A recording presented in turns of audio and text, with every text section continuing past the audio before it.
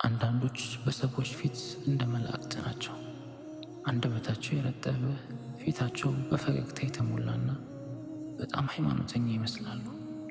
ነገር ግን በቤታቸው ውስጥ ሲሆኑ ግልፍተኞች፣ ጨካኞች፣ ቀዝቃዛዎችና ለቤተሰቦቻቸው ትዕግስት የሌላቸው ናቸው። ነቢያችን ሰለላሁ ዐለይሂ ወሰለም እንዲህ ብለዋል፣ ከእናንተ መካከል በላጩ ለቤተሰቡ በላጭ የሆነው ነው። እኔም ለቤተሰቦቼ ከሁላችሁም በላጭ ነኝ። እውነተኛ ደግነት የሚለካው በዝግ በር በኩል ነው። ምክንያቱም ለተመልካች ብሎ መልካም መምሰል ለማንም አይከብድም። ነገር ግን የሚያደንቅህ ታዳሚ በሌለበት ሰዓት ገር መሆን የሚችሉት ቅን ልቦች ብቻ ናቸው።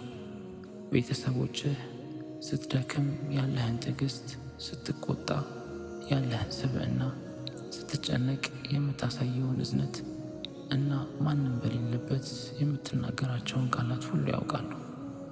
ኢስላም ታላቅነትን የሚለካው በዚህ መንገድ ነው። ነቢያችን ሰለላሁ ዐለይሂ ወሰለም የኡማው መሪ ነበሩ። ሆኖም በቤታቸው ውስጥ ያገለግላሉ፣ ፈገግ ይላሉ፣ ያዳምጣሉ፣ ይቀልዳሉ፣ እንዲሁም ፍቅርን ይለግሱ ነበር። ስለዚህ ኢባዳህ ጠንካራ ሆኖ በቤት ውስጥ ያለው መንፈስ ከባድ ከሆነ የሆነ የጎደለህ ነገር አለ። የውስጥ ማንነትህ ከተበላሸ የውጭ ሃይማኖተኝነትህ ዋጋ የለውም። ምክንያቱም በኢስላም እውነተኛ ስምህ በሰዎች የሚጻፍ ሳይሆን አብረውህ በሚኖሩ ሰዎች የሚመሰከር ነውና። አላህ ሱብሓነሁ ወተዓላ በቁርአኑ እንዲህ ይላል፣ አላህንም ተገዙ፣ በእርሱም ምንንም አታጋሩ። በወላጆቻችሁ በቅርብ ዝምድና ባለቤትም፣ በየቲሞችም፣ በምስኪኖችም፣ በቅርብ ጎረቤትም፣ በሩቅ ጎረቤትም፣ በጎን ባልደረባም፣ በመንገደኛም እጆቻችሁ ንብረት ባደረጓቸው ባሮች መልካምን ስሩ። አላህ ኩራተኛን ጉረኛን የሆነ ሰው አይወድም። ሱረቱ ኒሳ። አላህ አምልኮን ካዘዘ በኋላ ቀጥሎ ያዘዘው ለቤተሰብና ለቅርብ ዘመዶች መልካም መዋልን ነው። ይህም የሚያሳየው ለቤተሰብ ክብር መስጠት የዒባዳችን አካል መሆኑን ነው። ለእናንተ አላህንና የመጨረሻውን ቀን የሚከጅል ለሆነ ሰው አላህንም በብዙ ለሚያወሳ በአላህ መልእክተኛ መልካም መከተል አለላችሁ። ሱረቱል አሕዛብ።